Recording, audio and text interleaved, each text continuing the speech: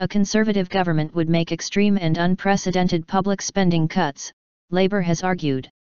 Shadow Chancellor Ed Balls made a speech setting out his party's analysis of how Conservative plans would affect non-protected Whitehall departments. It comes less than 2 weeks before Chancellor George Osborne presents his final budget before the election. The Conservatives say Labour's plans would lead to higher taxes and economic chaos. They also rejected claims their plans would lead to colossal spending cuts. Most extreme. David Cameron has promised to protect England's NHS budget in real terms and schools' cash budgets. But Mr. Balls claimed to show how non-protected departments, such as policing and social care, would face catastrophic cuts if the Conservatives were re-elected in May's general election. The analysis we are publishing today shows Tory plans mean spending cuts larger in the next 4 years than in the last 5 years. Ed Balls, Shadow Chancellor. Speaking in central London, he said Conservative plans on tax and spending meant the party would have to cut spending by £70 billion. The only alternative, he claimed, was to raise VAT or cut the NHS, which has been ruled out by the Conservatives.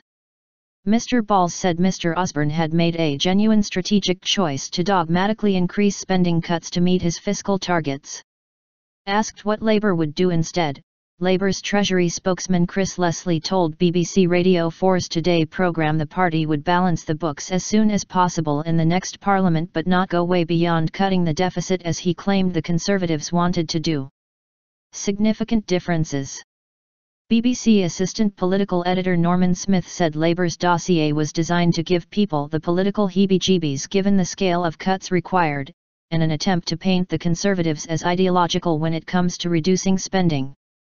The big danger for Labour, he said, was that people start asking about the opposition's own cost-cutting plans, with those announced so far amounting to small beer compared to the size of the hulking great deficit we face. Conservative ministers presented their own dossier in January showing what they said were unfunded spending commitments made by Labour. According to the Institute for Fiscal Studies, the difference between Labour and the Conservatives' deficit reduction strategies are pretty stark. The Conservatives are planning an overall budget surplus of £23 billion by 2019-20. Labour would deliver a surplus only on the current budget and allow higher spending on investment. The Liberal Democrats are also setting out their economic strategy on Monday, with the target of making the UK the largest economy in Europe by 2035. The Lib Dems say their economic strategy, featuring a mixture of tax increases and spending cuts, would keep the government anchored in the centre ground and finish the job fairly. Responding to Mr. Balls' attack, a Conservative spokesman said, "There is a clear choice at what is the most important election in a generation, borrowing forever with Ed Miliband, propped by Alex Salmond, and the higher taxes and economic chaos for hard-working taxpayers that will result. Or sticking with the competence and stability of David Cameron and the Conservatives' long-term economic plan that's securing a better future for Britain. The deficit has been halved, there are 1.85 million more good jobs and the economy is recovering."